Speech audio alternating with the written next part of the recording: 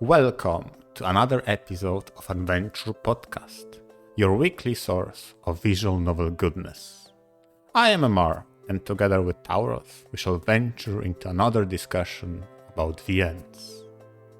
This time, we'll be discussing the VNs that on the first glance looked appealing, but ended up disappointing us. Additionally, I just want to note that those titles are not necessarily bad, just for whatever reason they did not click with us. So, let's dive straight in. Tauros, what disappointing VN have you brought us? Hello everyone, Tauros here. The first title I wanted to talk about was a 2006 release called I.O. It had a very strong premise at the time. It was about a fictional world set in the future where everything was focused around hacking. It was a sci-fi title, and getting to see all of the real-life computer science topics mixed in with some fictional elements about futuristic hacking speak and techniques really created an interesting world to see how much of it affected normal daily life. I really liked the art style too. It was a little bit jagged and had very sharp outlines. It really matched with the whole ruggedness and how wild the future was when this new frontier of the internet hacking. I.O. started off with 4 routes, each having 4 different protagonists. For the first one, you had a high school boy who was investigating his sister's disappearance, and it was a very character-focused journey too, of his own introspection about himself. For the second for the second protagonist, it was a woman leading a hacking group as they tried to do good in the world and fight against their enemies. The third one was about that woman as well, but all of the scenes seemed out of place, and it was very disjointed, and there were many questions the reader had as to what was going on. So that route was a bit of a trip. And the fourth one had the protagonist of a mythical, legendary hacker only known as He. Okay. Each of them had their own stories that they went through, and they had their own conflicts. And for the most part, the 4 of these routes were unrelated, even though they were all taking place in the same world, and you got to see the various different sides of I.O.'s future. Sometimes some of the characters involved would intersect. So this all led to I.O. having a really rich world-building aspect. Okay. And honestly, that's one of the things I liked about it so much, is that you don't often see these kinds of cybernetic, futuristic settings in visual novels. And then you have one here with I.O. And when you have such rich world building as that, you really get immersed in the story and just the planet that these people live in. I'm still waiting for that moment. I know, yes, I really want to sing this thing's praises, because this the second half. Yeah, before you go there, okay?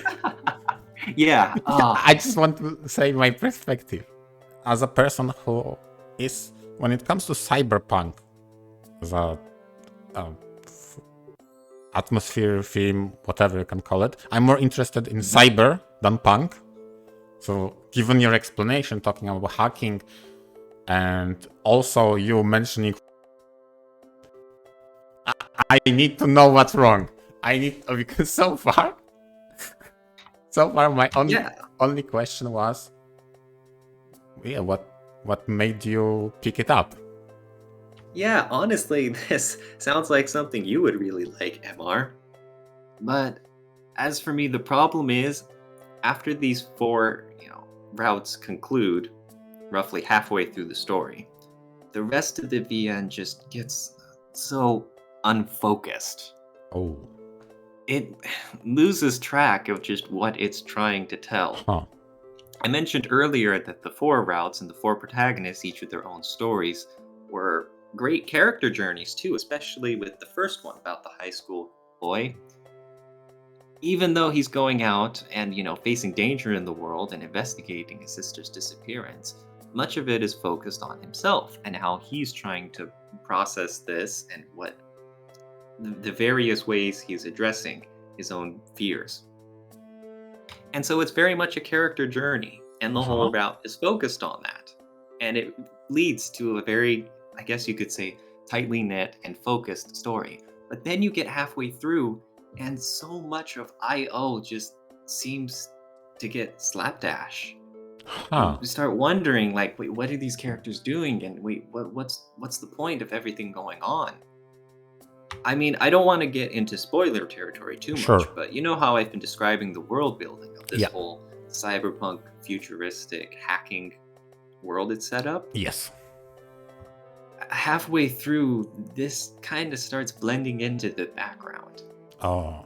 And it's like, on the one hand, you know, things are still futuristic and so, but on the other hand, you start wondering, this doesn't seem as cohesive as it did before. And so it's the second half of IO really was a slog for me to get through. There were still, you know, high points and good character moments and such, but overall it was getting harder and harder for me to care about what was going on. It's the sort of thing where you read the first half and you can follow along because the storytelling is great at its root. But then, you know, like I said, IO just loses track of what it's trying to say. And then the more you reach, the more confused you get, and not in the good way. Oh. More confused in the sense of, I'm not sure what I'm following anymore. And you see these plot twists, and they're going over my head. I mean, that sounds like a perfect trap for me. Because, it's safe to assume anyone who's interested in IO would be because of its unique setting and because it has a nice art style, and the soundtrack is perfectly in line with that whole cyberpunk, you know, setting too. Oh my goodness. The other day I went through the soundtrack of all the tracks and I was like, man, this stuff kicks. Yep. And so then that's the whole meal that it's serving you, and then you get halfway through and you're laughing at it, and then it just swaps it out for something very different. And I don't think different in a good way either, it's just lost. I wish I could recommend the title more, because it's, even today, it was released back in about 2006, re-released 2008, and even now, it's still a rare setting to see visual novels. Like, the only comparison I can kind of think of is Steins Gate, but that's more time travel, and it's not really about the whole futuristic hacking world. So it's still unique, but it's just, there's a lot that drags it down in the second half, and I think back on IO, and it's like, man, I wish it was just the first half with the 4 characters each going through their own things, and you see the cast sometimes show up in the other people's stories, so it all feels connected, but the world still feels so wide. Oh man, I wish I could go back to that. The only similar setting that comes to my mind at the very least, and a title you also read, is Hate series, because it deals with terminals, hacking, and interfaces. So it's the closest I can think of that. Sort of. But even then, Analog, a hate story, mostly focuses on the ship and its own very messed up culture it cultivated. Yeah, it's very limited. And it's not. Yeah, exactly. And even though, yes, it is technically in the future and you're investigating a spaceship, that really doesn't feel like the focus of the you know? Yes, that aspect is very limited. I agree with you. There is a sci-fi title that you wanted to talk about that's somewhat related, though, right? To spaceships and all sorts of disappointment involved, MR? Why this transition? I wanted more on your topic. Stay. Can we stay? No, that's enough of that. I'm too sad. I got it. We gotta move it along. I have so many questions. Yeah. Oh, no. This is the weirdest episode when I try to buy as much time as possible, not to go to my disappointment, okay? And to be fair, I legit have questions, right? Okay, I mean, yeah, if you want to, then go for it. Yeah. Obviously, I'm joking with the whole transition, etc. Obviously, I'm going to go to my disappointment at some point. I just had questions in regards to the IO. Mm-hmm. And the first one was obviously how you found out about it and how did you pick it up. It kind of reminded me when you were describing specifically the world building part, right? You described it how it phased out. And it was like, some background, whatever. This is why, for as much crap and for as much harsh I am against Muramasa, Full Metal Demon Muramasa, I still believe that was a phenomenal read. Yes, it wasn't easy for that title to surprise me.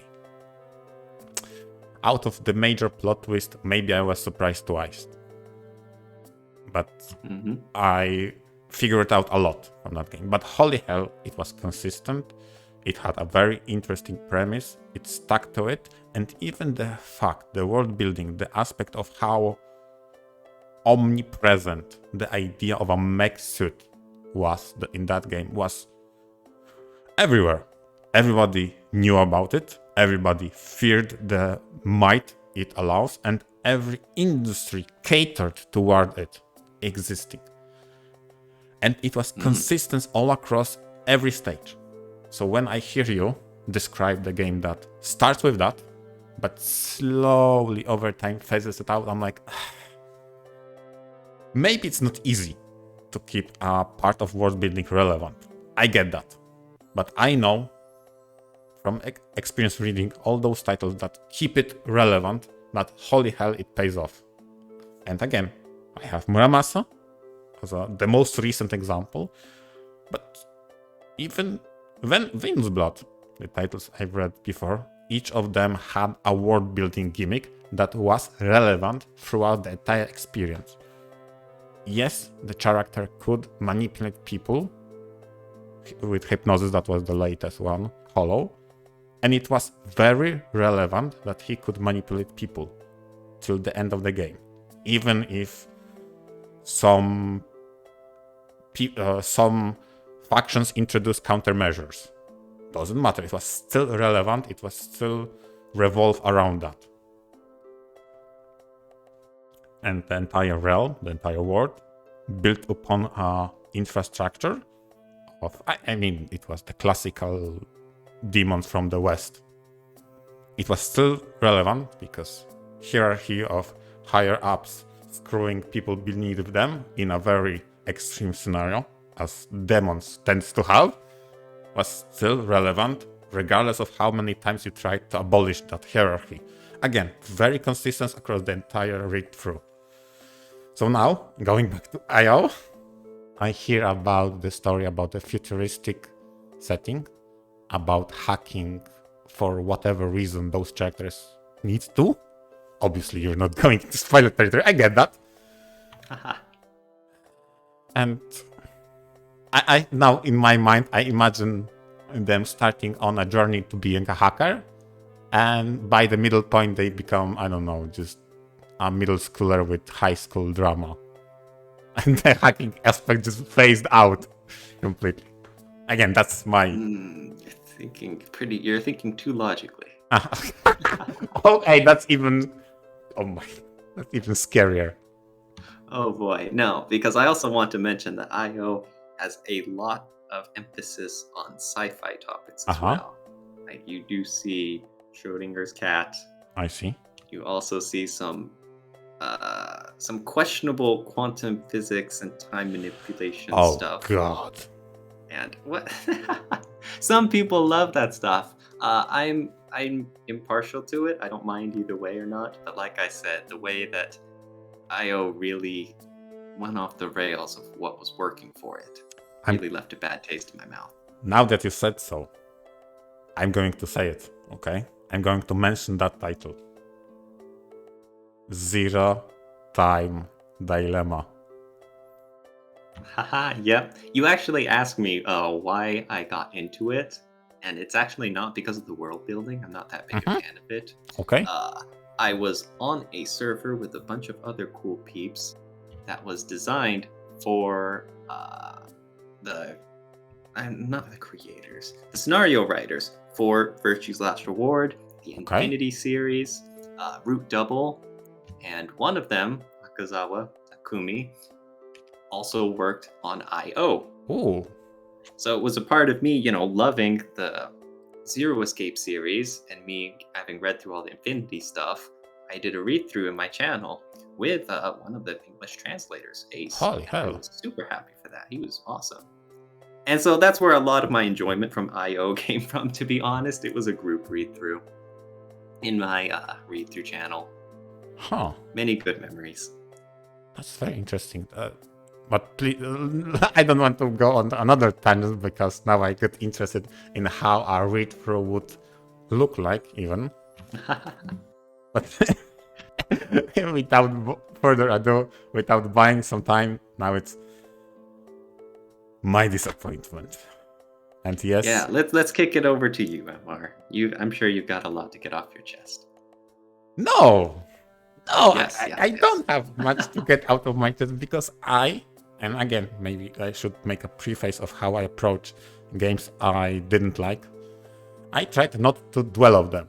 So again, I give every single VN a fair chance. I complete all of them. I have not yet dropped a single one. And I think even on those that I had to struggle with reading, I did not use a skip functionality whatsoever. I was very close in this one. Very close. It's Dead End Ages. Oh god. Where to begin? Okay, let's probably describe the title. It's a dark, edgy, magical girl story in a post-Madoka Magica era. So you have a certain expectations, right? Well, so I think to myself, okay, I do like edgy stories, and I did enjoy Madoka. So what could possibly go wrong, right? Art style looked nice. Kinda reminds me of the whole bleeding color aesthetic of Steins Gate. So I bought it on release. I might have pre-ordered it, I'm not sure right now.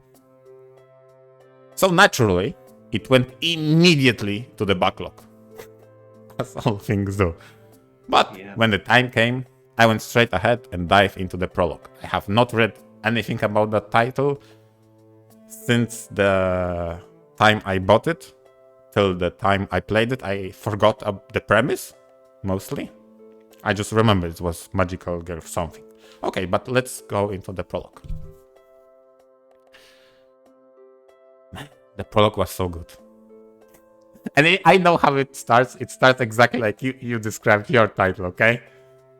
It had good pacing, very intriguing world building, plenty of militaristic, geopolitical, multiplanetarian talk. Because it was obviously Galaxy and we were a space-faring race, the humanity. But it just so happens that humanity encountered aliens. And how to deal with them was the current talking point. Because apparently no modern, from that standpoint, so from ours is futuristic, technology work on them. Until something happened and a squad of magical girl has been formed. And that was the prologue. It was well paced. It had 8 scenes, but it was very well structured in the story. Everything felt like natural progression, and it had some very intriguing points of how they discussed military tactics in magical girl kind of approach. It was something I never thought about, but yeah, it makes sense since they got incorporated to army as a company. They had to follow protocol, they had to have tactics, they had to train. It wasn't like, yeah, I believe in myself, so I have the power. No, there was so much more to that.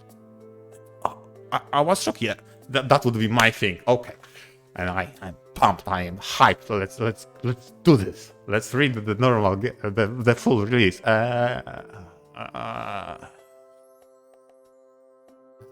First thing that happened is the entire cast of character got replaced. No one from Prologue was in that game. I mean, I'm saying no one, but obviously the characters from Prologue are in the main game, but they are not the main cast. So a perspective swap. Kinda. Again, no spoilers, Yeah, right? like... No spoilers. Okay, yes.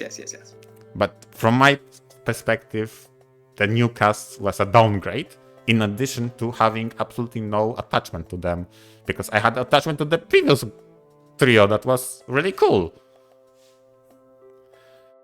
Some of the characters that stayed mainstays suffered downgrades, and just let me say it, rest in peace, Commander Kinison. He was very interesting character, hard ass commander that was very reliable, and it was in stark contrast to higher ups who didn't believe in usefulness of magical girls. He was scoring them based on merit, because they bring result, they defeat aliens, I want them, that's it. And thanks to him specifically, they got incorporated in the army properly. And I had a lot of respect to that guy, who became something else entirely in the main game. Oh boy. And then the main topics. I said Prologue had a good pacing and very nice balance of story, action to age scenes. This cannot be further from the truth of the main game. Oh my god. It was flooded with age content, and I just... Because on the one hand, Dead End Egg is intended to be a very dark and edgy title with questionable content, right? And so everyone knows that's what they're getting into. Yes. But still, there's a difference between that and having a story, and with quality, pacing and enjoyable characters, like you mentioned, right? Yes. Again, Prologue had a good balance. They had some of those scenes, especially since they were brutal, so it checks the boxes that you said for people who know what they're getting into. It just, in the Dead and Ages proper, the balance was not the same at all. I specifically remember vividly, to this day, there was a very long, very brutal age scene. I'm reading, okay, when will it end? Okay, next, okay. Finally, next. Scene transition, and then another age scene. Immediately after that one. I was so angry at that point. I was... Oh no, poor MR.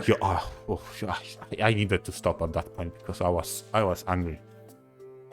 The devs are taunting you. Oh, they were.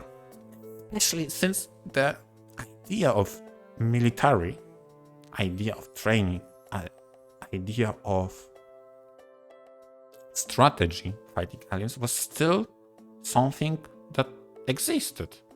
It was even expanded upon. They had some moments when this was something I never even predicted would happen. It was actually aliens that adapted to the magical girls and had an anti-magical girl tactics. So they, in kind, had to respond to that and adapt again. And it was a development in which both sides of the conflict have to keep improving their tactics in order to one-up the opposition. like, yes, I want more of that. I was excited when the next one, when the new type of alien that has a new tactic on how to outmaneuver. Those were very intriguing story beats that built upon the entire idea that magical girls fight in space. But balance was way off. And it felt like, specifically those action scenes, major battles, they were in a blink. Like, oh yeah, from the start of the game you hear, there was in September, big invasion. Every September, every year, big invasion. And the game started in like February, maybe January, something like that. So you had plenty of months ahead of you. But remember, September, big invasion, September. September comes, and big invasion is like over in like, I don't know, 10 minutes of reading. Like, what? I endured so many of those 8 things, and it was so quick. Ouch. The whole story's build up and all of that, and then just over in a flash. Yeah. And Jeez. if I remember correctly, if you, because the game has like 3 endings, maybe 2 endings, something like that. If you pick not the true ending, then you won't even see the big invasion. Oh man. I mean, there's something to be said about bad ends, cutting off important content like that. But when it's but knowing that this whole September invasion thing gets glossed over that quickly, it just seems silly. Yes. It's like, okay, wow, thanks. And just to mention it, I'm not speaking about bad endings, just 2 different outcomes. I would say one is true ending and one, let's say, neutral or good ending. It just, you end up in different places. I think it has additionally 2 bad endings to all of that, but I don't count those. I count proper endings, and I think those are 2.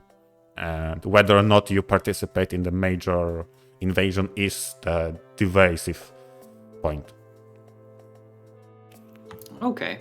But it sounds like you had the same problems I did, where you had a visual novel that started off so great in every aspect, and then just partway through it abandoned it all for some weird stuff that I'm not interested in.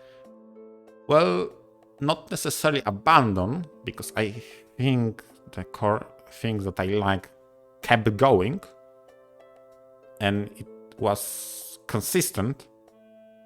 It just, so what if it was so overshadowed by amount of brutality, even some of those comically so overblown toward the main cast. Yeah. Like, okay, yeah, the VN abandoned its focus on that. Okay. Like, sure, you mentioned the military stuff and all the invasion stuff was still there, but it's just the VN stopped caring about that, right? Again, and instead cared about the H and the other material. Yeah, it's hard to say cared. It over-focused or focused too much on H scenes to the detriment of the other side, let's say. Invasion proper and how to deal with aliens. Instead of, you have some super brutally crazy stuff going on in the command center. Like, can we go back to the fighting? That was actually cool. Yep. I feel ya. They introduced new species of aliens all the time. They behaved in an erratic pattern. They had new tactics. They had to analyze and make countermeasures for. That was super interesting. But no, they had to focus on the edgy stuff that happens in HQ and how the training is conducted. That you can't really call training, to be honest, but sure, whatever. I was so mad. Yep. I don't know whether or not to feel triumphant that I finished that or just disappointed in myself that I just struggled to the end. I know what that's like. You reach the end of something and you're like, why did I even bother? Yeah, I read... It didn't change. Yeah. This was exactly as garbage as it was 20 hours ago. I mean, the conclusion left me with, and that's it. Oh, That's my takeaway. Is that it? Aye. Well, I do want to talk about one more disappointing VN I read. If you're all set to move on from Dead End Aegis. Yeah, I am. I am set to forget about it. A little too much. Yeah. Yes, I know. All right. In my case, though, there was one title that stuck out to me right away called Killer Queen. Mm-hmm. This was released back in 2007, and to be fair, this was the developer's first work, and it was pretty amateur. I don't blame them for that. You know, between the lack of music and the I guess some would say low quality art and the lack of CGs, it was pretty amateur. But that's all right. I'm fine with that. I'm not a stickler for any of the high quality, whatever. It's a battle royale where a whole bunch of strangers are kidnapped. They have explosive collars secured around their necks, and they're all given PDAs. Mm-hmm. And they've all been given their own, secret goals to accomplish. And they were all, styled after playing cards. Like you had the queen roll, which I don't remember off the top of my head. Sorry. And then you had 8 of diamonds, 3 of clubs, and whatever. And some of the tasks they were given, someone said they had to kill 3 others. Someone said, your mission is to run a lap around every floor. And throughout the underground bunker they're all trapped in, there's a whole bunch of weapons around, and violence is rampant, and they all have to basically survive. The main character gets roped into this, of course, and when you have a cool premise like this, with any battle royale, there's a lot you can get away with. Because just the basics of it is interesting. Someone is thrown into a life or death situation. There's a whole bunch of potential enemies, maybe allies all around you. There's a whole bunch of different approaches to how some people are, of course, terrified. Some people are being pragmatic. And then you've got some villains who are really just out for blood. Yeah. And you, the reader, are given a reason to care about what's going on because, the main character's life is at risk. If he messes something up, he's gonna die. So that's one reason why I like battle royales. And in fact, this one had the cool premise where everyone even had individual goals that they all kept secret, of course. And then there was the system between everyone having an explosive collar, and the PDAs were required to connect to them, and there were all sorts of interesting rule loopholes involved. But in Killer Queen, a lot of the story instead focuses on the main character getting over a previous ex-girlfriend he had who looks very similar to another girl who's involved in this death game. And so instead of this being, action and suspense filled with plot twists, a lot of Killer Queen winds up being just coming across as whiny. It's about him just, trying to dig into his emotions and communicate with his partners. And they're all being selfless, of course, too. No, we want the best for you. And he's like, no, this won't work for me. You all need to live without me. And it's it comes across as very sappy. I see. I did not think it was done well. And when Killer Queen actually focused on the battle royale stuff and the fighting and the double crossing and the, caches of weapons, it was great. But it spent so much time just instead focusing on some really sappy romance, misunderstanding stuff. And then there was a second route where it's a what if, where once again the main character wakes up in the beginning and he's kidnapped, and there's still all the same characters and whatnot, but it follows down a different path of just what if things played out a little bit differently at the start. Okay. This was actually a really cool premise because in the first route, Killer Queen, there are some characters you don't meet. They just, die off early, off screen. Mm-hmm. And you kind of see, and instead, because, that's what happens. Yeah. You don't realistically meet everyone. There's going to be stuff happening across the map and, fights breaking out. It's chaos. Yeah. So instead, you got to see a bunch of characters that you didn't meet the first time. Some of the characters you met the first time around who were main characters die off immediately, and you're like, no. But, the focus isn't on them anymore. This is a different story. And it explores all the possibility that the first half left off. But without going into spoilers, this also completely forgot the whole Battle Royale system. Oh. And it instead became a really crappy murder mystery sort. It's, again, I don't want to get too much into the spoilers, but the plot gets really stupid and it turns into more of characters' sappy, tragic backstories that came across as really stilted. It's funny that with the first title you were disappointed with, I was intrigued on how you got roped into it and what were the problems with this one. I have no such questions. I immediately understand it's a dev game, so this is why Taurus played it, and it turned out to be too sappy. This is why Taurus is disappointed. I have no questions. It's not that I don't like the whole, character drama. It's that's fine in itself. And I read plenty of titles where it's done well. It's just in this one, you have such god-awful characters. Everyone feels one note in Killer Queen. Uh-huh. And some of them it works out well because, the villains who you're like, haha, I am cunning and ruthless and I'm gonna, let myself go free in this twisted wonderland. Uh-huh. And that's great because, they're a villain. You need villains.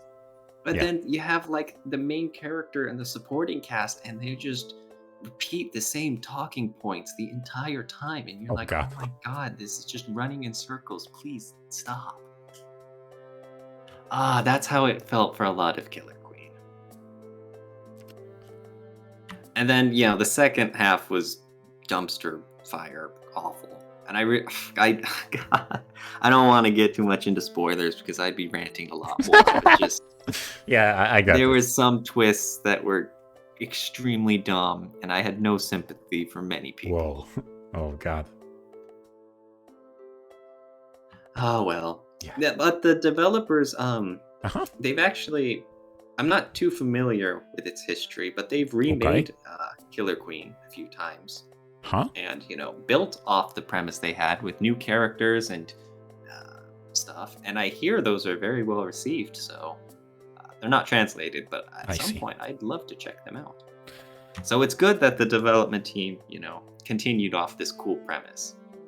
So you're saying there is some hope? Absolutely, yeah. Yeah, I mean, well, again, like I said previously, I don't have many questions towards this one. I just wanted to bring one note to the discussion. For me, when it comes to disappointment, it was not so easy to prepare for the episode because I tend not to remember disappointing events, or rather, I tend not to dwell on them. Forget about it. Let's not occupy my mind. And that's why I brought Dead and Ages, because it's one of the most recent ones I've been disappointed with. Ultimately, I envy those who like the game, because if I would enjoy it, then I would have one more thing to enjoy. Otherwise, I see absolutely no benefit in remembering that, because what? I'm going to confront person, or like someone who likes Dead and Ages, what? I'm going to tell them they are wrong? No, they are right. They have their opinion. They enjoyed the game. And ultimately, it comes to my opinion about the game, not my subjective, if that's even... objective opinion, if that even exists, right? Everything's subjective. That's a whole bag of worms. So that's my approach. Yep.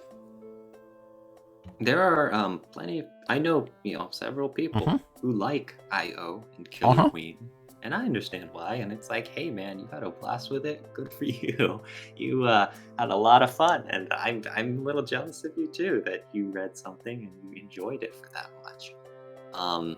However, you mentioned the use of reading stuff that are disappointments, and I think it's useful simply because it reflects more on yourself. Like in my case, I can understand why I didn't like IO and Killer Queen, and in your case, it might be more obvious of why you didn't like Dead End Aegis, but that comes with self-reflection too, and it helps me know,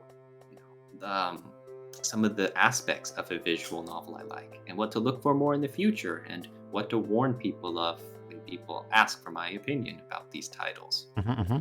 So I don't want to make it sound like it was a waste of time, because for one thing, I did enjoy the parts I enjoyed, of course, but it also leads to some quality self-reflection too. I mean,